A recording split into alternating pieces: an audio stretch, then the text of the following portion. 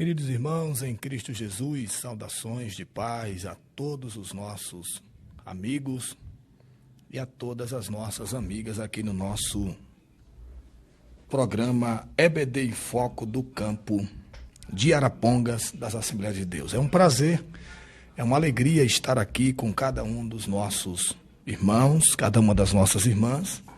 Hoje era para estar conosco o nosso pastor Jonatas Passos, todavia teve um outro a fazer, um outro imprevisto e necessitou ausentar-se e por isso ficou sob a nossa responsabilidade fazer no dia de hoje o programa EBD em Foco, ou melhor, ser o professor dessa aula do dia de hoje. É sempre uma alegria muito grande, um prazer imenso. Hoje nós estudaremos uma lição estritamente importante, uma lição poderosa, atual e que vai falar muito com cada um de nós. Hoje estudaremos a dessacralização da vida no ventre materno, um tema extremamente relevante e um tema extremamente atual, um tema muito discutido, muito debatido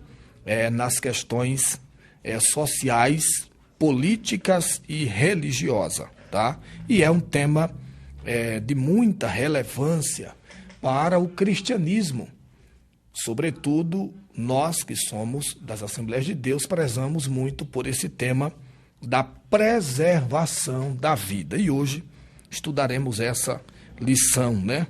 A dessacralização da vida nada mais é que a deturpação da vida, quando a vida deixa de ser algo sagrado, instituído por Deus e deixa de ser vista como uma dádiva de Deus e passa a ser vista muitas vezes como uma questão de saúde pública, né?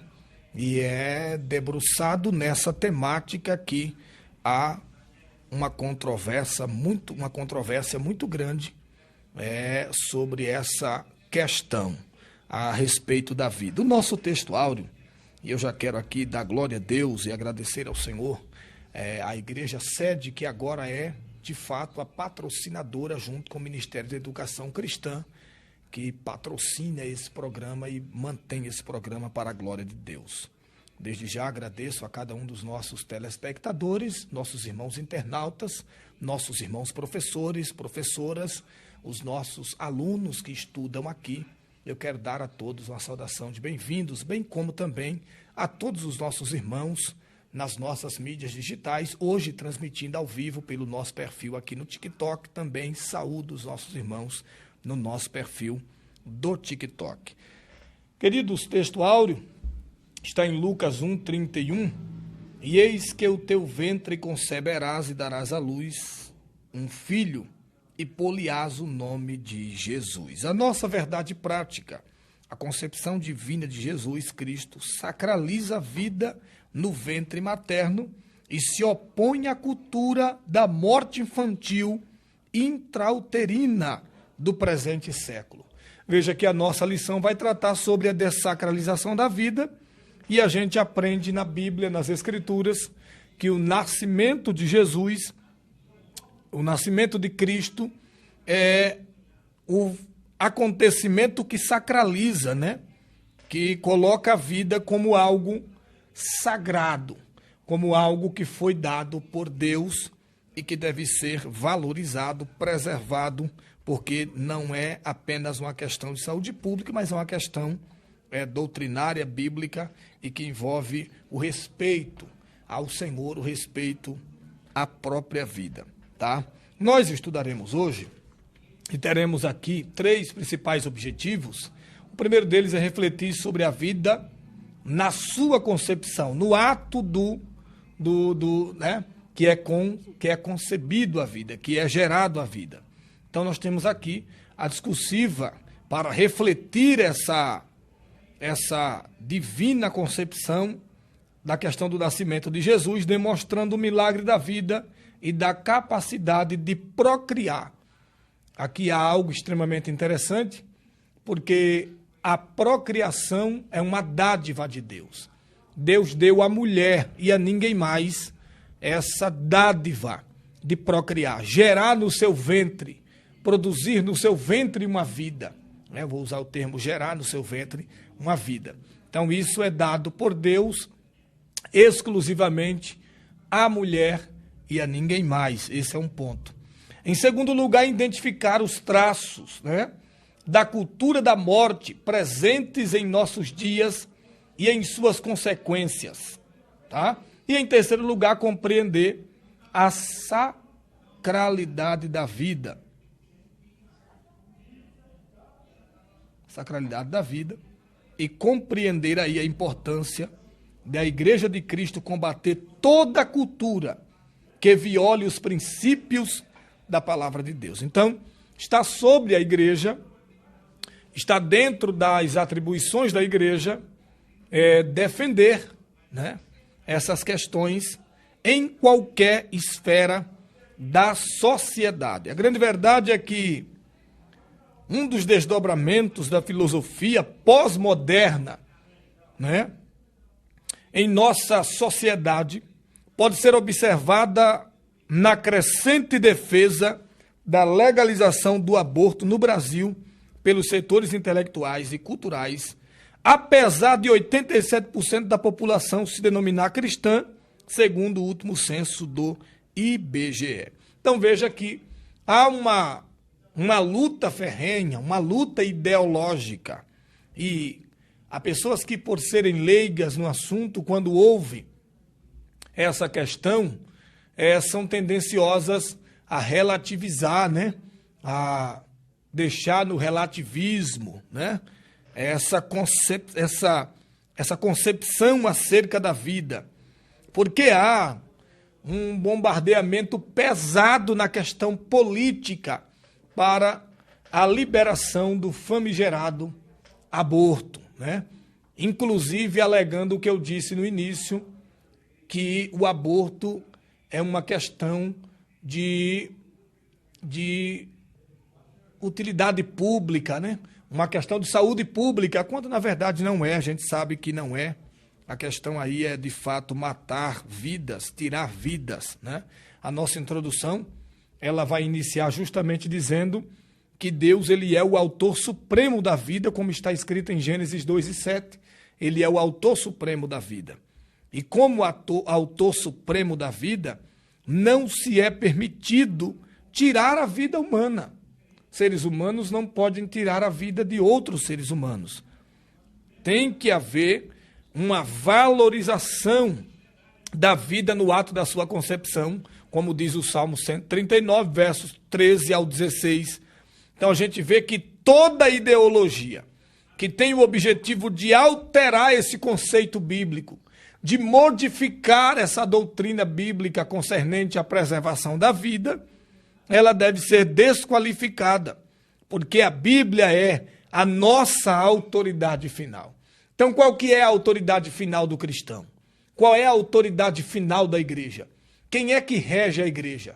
Quem é que faz com que a igreja caminhe? Qual é o livro que a igreja está pautada? A igreja está pautada na palavra de Deus. Então, se a igreja está pautada na palavra de Deus, qualquer coisa, qualquer outro ser que tente desconstruir aquilo que as Escrituras constrói e coloca em alta estima e diz que não pode ser feito, não deve ser levado em consideração. Então veja que essas ideias, nós já estudamos aqui em lições anteriores, essas ideias, elas se dão por conta desse progressismo desenfreado, Não é que a gente que é cristão é contra o progressismo. Nós não somos contra o progressismo. Nós até aceitamos o progressismo, quando ele preserva aquilo que não pode ser alterado, aquilo que não pode ser mudado. Então, todo progresso tem que se fazer antecipadamente uma análise detalhada de toda a situação que envolve a causa. Caso contrário, a gente vai ter aí uma desconstrução das coisas que são inerentes à fé, inerentes à humanidade, inerentes à nossa percepção de mundo, a percepção do mundo cristão e etc. Então veja que o progressismo, ele reivindica o ser humano a autonomia sobre a sua própria vida. Isso a gente vai ver muito ali na questão do humanismo, do iluminismo, dessa questão mesmo do progressismo religioso, né?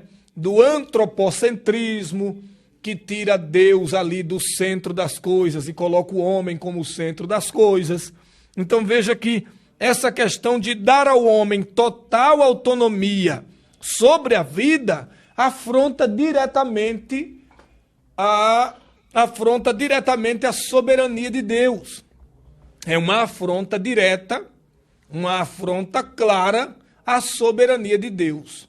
O único ser soberano que domina tudo, inclusive a minha e a sua vida, é Deus. Então é preciso que nós estejamos atentos, né? Atentos a essas questões, porque no final das contas, se nós não tomarmos cuidado, essa autossuficiência, essa autonomia que as pessoas acham que têm sobre a sua vida, acaba dissolvendo, né? Dissolvendo a autoridade de Deus. E a gente vê isso naquela concepção da sociedade líquida, né? A gente vê isso no estudo concernente à sociedade líquida, que a gente não vai entrar aqui nessa questão. Mas essa questão também abarca essas coisas em que estamos falando aqui. Então, nessa lição, a gente vai estudar a concepção sobrenatural de Jesus Cristo, né? A apologia ideológica da cultura da morte e o conceito da sacralização da vida no útero materno, tá? No útero da mulher, no útero da mãe. A gente vai ver isso aí com muita clareza e tenho certeza que nós aprenderemos. Nosso primeiro ponto vai tratar justamente sobre a concepção de Cristo. E aqui há muitos autores aí que divergem, né? E deles até que negam o nascimento virginal de Jesus, né? Isso tudo porque Jesus nasceu de uma mulher virgem comprometida, em que ela casa-se com José, né? Tá? Maravilha, maravilha. Maravilha, pode ir.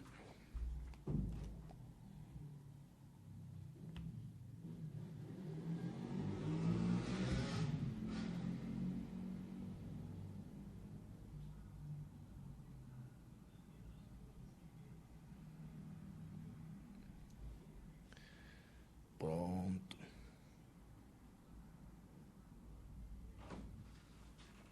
Já pode voltar já? Não, já tá aqui, eu vou ter que meu jeito. Você. Só finaliza. Não, beleza então. Tá certo. Tá certo. Vamos continuar, meus irmãos. Deus abençoe. Nós continuaremos aqui, tá? E é sempre uma alegria, uma bênção. E o nosso primeiro ponto vai tratar justamente sobre o anúncio do nascimento de Jesus, né? Que ele iria nascer de uma virgem, e uma virgem conceberia-o, tá? No seu ventre. E aí, diante dessa questão inusitada, Maria faz a indagação de como isso seria feito, né? Visto que ela não havia concebido varão, e é justamente esse ato que torna a vida sacra, a vida como algo sagrado, como algo que foi, de fato, algo trazido por Deus. Então, a gente vê que houve uma miraculosa concepção. Então, a gente vê que a vida é um milagre, tá, meus irmãos? A vida é um milagre. A vida é um milagre de Deus. A vida é um milagre do Senhor. Então, a vida é um milagre.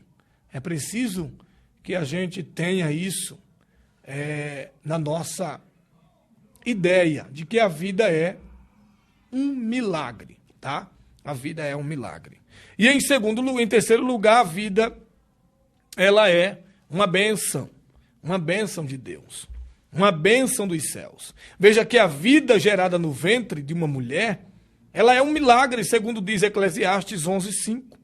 Pois Deus dotou o ser humano com a dádiva da procriação. Por isso, o nascimento de filhos é uma recompensa divina. Contudo, sem o dom da fertilidade, um ventre estéril torna-se um obstáculo para a vivência da maternidade. Veja, quantas pessoas, né, não sofrem porque não podem gerar, não podem dar filhos. Então veja que essa questão da mulher poder gerar, poder dar filhos, é uma bênção de Deus, é uma bênção do Senhor. Então a gente tem que entender que a vida é uma bênção e ela não pode ser desprezada, a vida não pode ser desprezada. A vida, ela tem que ser preservada, tá? Tem que haver a preservação da vida. De maneira que há uma relevância na gestação e a sacralidade da vida no ventre da mãe são endossadas quando a Bíblia registra a gravidez miraculosa de Maria e de Isabel, ambas virgens que tiveram ali, né? Na verdade, Maria, que tivera o seu filho, era virgem, tá? Uma era virgem, a outra já de idade avançada, melhor, né? Isabel trazia João no seu ventre, que nasceu com o objetivo de preparar o Senhor para o bom ou bem disposto.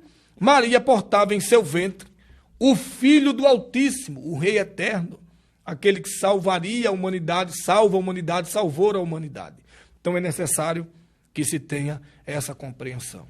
Já o nosso segundo ponto vai tratar justamente dessas questões da ideologia da morte, né? Dessas ideologias nefastas que tentam a todo custo destruir a vida ainda no ventre da mãe, né? Ainda no ventre da mãe.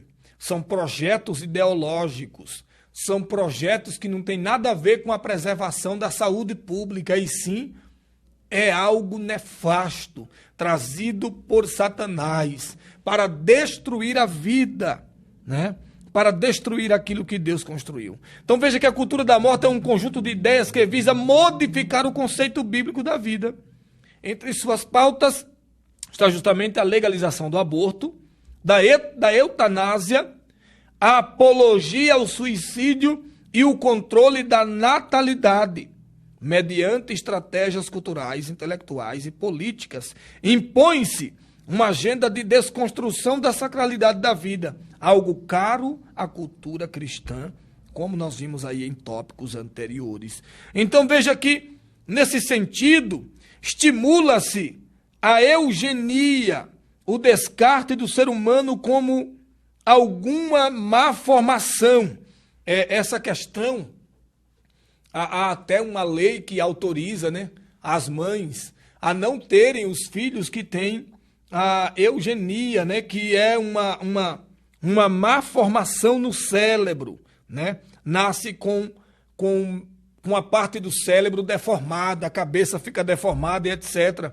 E as pessoas aí têm essa autorização, se não me falha a memória, hoje até legalmente, né, de retirar essa vida do ventre só por conta disso, por conta dessa má formação no cérebro da criança, tá? Então veja que o conceito da saúde reprodutiva é modificado para justificar o aborto com medida de saúde feminina. O direito à vida no útero é substituído pelo direito incondicional da mulher sobre o próprio corpo. É aquela frase famosa, né? Meu corpo, minhas regras, né? Eu controlo, eu tenho controle, né? E aí é algo extremamente danoso.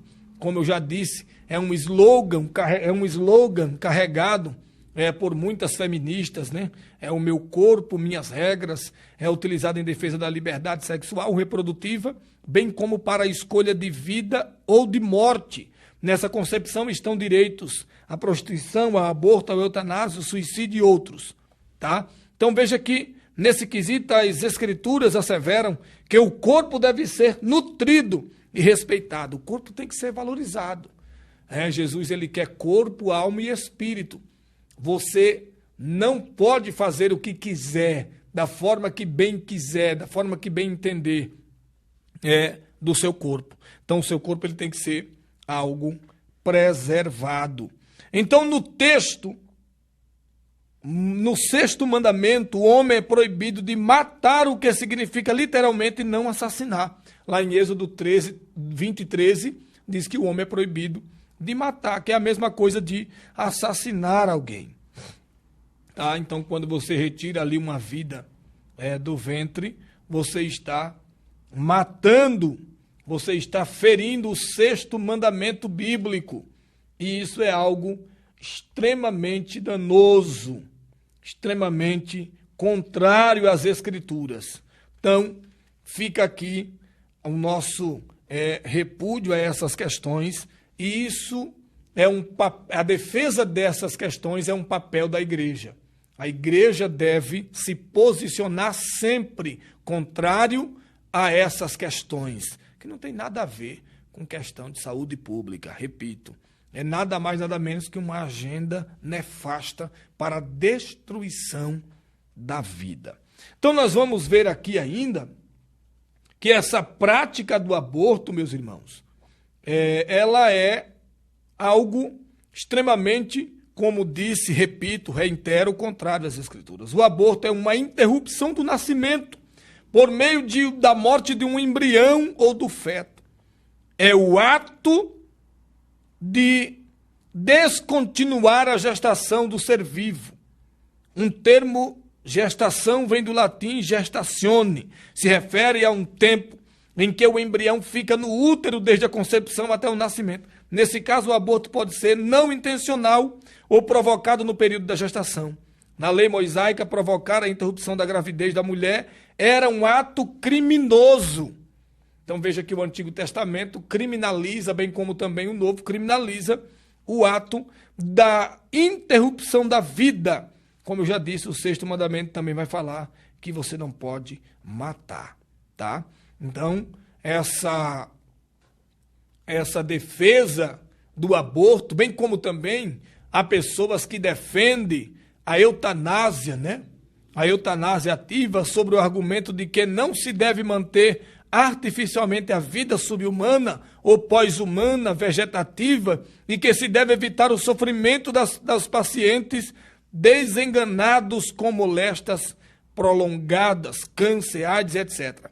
Essa eutanásia são o desligamento de equipamentos de pessoas que, segundo a ciência, não tem mais solução para ela, e elas estão ali em estado vegetativo, tal, e até delas em coma e não vão mais acordar, segundo a ciência, e aí essas pessoas autorizam o desligamento desses equipamentos e a pessoa ali morre definitivamente falando. E isso não é autorizado pelas Escrituras. As Escrituras não dão autorização a isso, tá? Porque está escrito, não matarás. Então, nós acreditamos que o cristão não deve apoiar a prática da eutanásia, pois consiste em uma ação deliberada e consciente, normalmente por parte do médico a pedido do paciente ou de familiares, ou sem consentimento, através da aplicação de algum tipo de agente, substância, medicamentos, etc., que leve o paciente à morte, evitando o seu sofrimento. Né? Os que praticam a eutanásia falam muito da prática de retirar a vida do ser humano para que ele não fique ali sofrendo de maneira prolongada, né? Mas a gente vê que isso é algo que não tem apoio nas Sagradas Escrituras. E por fim, meus irmãos, nós iremos analisar o tópico de número 3, e a gente encerra a nossa lição aqui nesse tópico 3, que é a questão da sacralidade da vida. A vida é algo inviolável, tá? A vida humana é inviolável.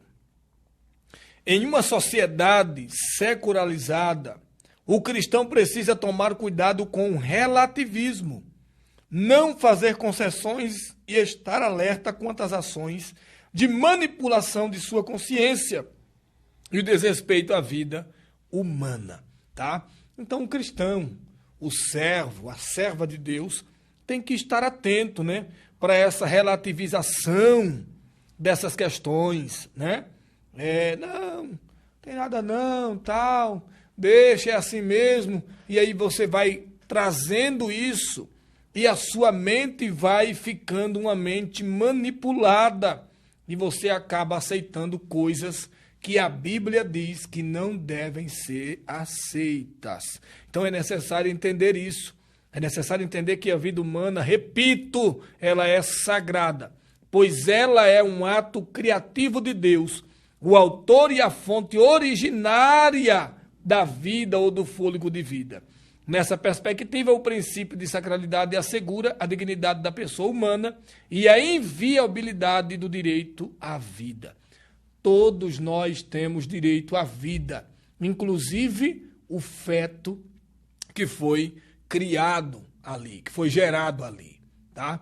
A vida, a partir da sua concepção, já é uma vida. Então, aquele pequeno ser que não tem como se proteger, quando é morto, retirado, seja por quem quer que seja, não podemos ver isso como algo normal. Isso não é normal. Isso é uma anormalidade. O normal é que esse feto se desenvolva e que ele nasça no seu período de 9 meses, como diz a própria Bíblia, bem como também algumas áreas e todas as áreas aí que mexem com essa questão da medicina, tá? Ou da ciência. Então, quando se dá o começo da vida? As Escrituras são incisivas ao afirmarem o início da vida desde a concepção. O profeta Jeremias afirma que a vida tem um início na fecundação. Está lá em Jeremias 1:5. O rei Davi corrobora que a pessoa é conhecida e cuidada pelo Senhor desde a concepção. Deus é quem forma o ser vivo dentro do ventre da mãe. Ainda o salmista afirma que Deus vê o embrião ainda informe e ama em todos os processos formativos da vida intrauterina, desde a fecundação até o nascimento e por toda a sua vida. Por conseguinte, de acordo com a Escritura, a vida começa quando ocorre a união do gameta masculino ou ao feminino. Essa nova célula é um ser humano e possui identidade própria. Portanto, não pode ser retirada. Portanto, não pode ser violada. Todos nós temos direito à vida, inclusive esses pequenos seres que não têm como se defender. Uma outra questão interessante é que, como eu já disse aí no início da nossa transmissão, essa vida ela deve ser preservada porque a posição cristã é clara, a posição da Bíblia é clara. A igreja, ela mantém o princípio teológico da autoridade bíblica. Eu comecei essa transmissão aqui, esse programa, informando que a nossa via de regra e prática é a Bíblia. O nosso manual de conduta é a Bíblia. O cristão, ele é administrado, ele é gerido pela Bíblia, pela palavra de Deus, tá? Pela palavra de Deus. A nossa lei maior é a Bíblia, tá? O nosso supremo é a Bíblia. Então a Bíblia Sagrada é a palavra de Deus, é o que rege a nossa trajetória. Ainda que tenhamos que ser presos por isso, nós não podemos negar. A Bíblia é o nosso único manual de regra e prática, tá? Então, a gente sabe que a Bíblia defende a dignidade humana e a inviolabilidade da vida desde a sua concepção. Ensina a vida humana, devemos ensinar que a vida humana ela é sagrada em todas as suas etapas do desenvolvimento da vida, tá? E que não pode ser violada por nenhum tipo de cultura. Uma outra coisa interessante que a gente vê aqui nessa aula é que a Bíblia ela é superior a qualquer cultura, tá? A Bíblia não tem que se adequar à cultura de ninguém, à cultura de nada. A Bíblia ela é superior a qualquer cultura. As culturas que têm que se adequar àquilo que a Bíblia ensina, àquilo que a Bíblia diz, tá? Então não é a Bíblia que tem que se adequar à cultura, é a cultura que tem que se adequar às Escrituras. Não é a Bíblia que é atrasada e ultrapassada, é a cultura que quer passar por cima daquilo que Deus escreveu e deixou para a humanidade seguir. Então, isso tem que ser muito bem explanado e levado em consideração. Então, ratifica que toda ideologia que seculariza os princípios bíblicos devem ser combatidos. As Escrituras defendem a dignidade humana, repito, e ela não pode ser violada. Então devemos aqui ratificar que toda ideologia, toda prática contrária à Bíblia, toda prática contrária às Sagradas Escrituras devem ser anátemas, devem ser recusadas. E assim, sem sombra de dúvidas, o nome do Senhor é glorificado. Eu já quero encerrar essa aula, irmãos, e glorificar a Deus por sua participação. Próxima semana teremos aí uma aula maravilhosa e com certeza terá algum irmão, pastor, presbítero, diácono aqui para trazer a aula. Nós estudaremos a desconstrução da masculinidade bíblica. Essa aula ainda será apresentada por mim, mas a aula de número 7 será apresentada por um grupo de irmãs lá da Igreja Sede, que é a desconstrução da feminilidade bíblica. São 2 aulas, irmãos, extraordinárias, e eu lhe aconselho a assistir essas 2 aulas, porque elas também passam por questões ideológicas que esse mundo quer mudar, quer alterar nas Escrituras, tá? Então, para a gente terminar aqui, a gestação e a procriação do ser humano são bênçãos divinas, tá? São bênçãos de Deus. A concepção de Cristo no ventre de uma virgem certifica a sacralidade da vida intrauterina. A interrupção da vida em qualquer fase da gravidez é uma agressão ao direito inviolável de nascer. A valorização da dignidade humana, o direito à vida e o conteúdo e o cuidado à pessoa vulnerável são princípios imutáveis do cristianismo. Repito, a criança, o feto que foi ali gerado, não tem como se defender. Cabe a nós defendê-los com base naquilo que as Sagradas Escrituras nos orienta e nos ensina. Desde já eu quero glorificar a Deus por sua vida, agradecer a Deus por nossos irmãos aqui internautas no nosso perfil do TikTok, louvar a Deus pelos nossos irmãos que estão conosco na nossa web TV e que o nome do Senhor seja glorificado. Até o próximo sábado, com a ajuda e a graça de Deus, e que assim o nome do Senhor seja engrandecido. Deus abençoe a todos, em nome de Jesus.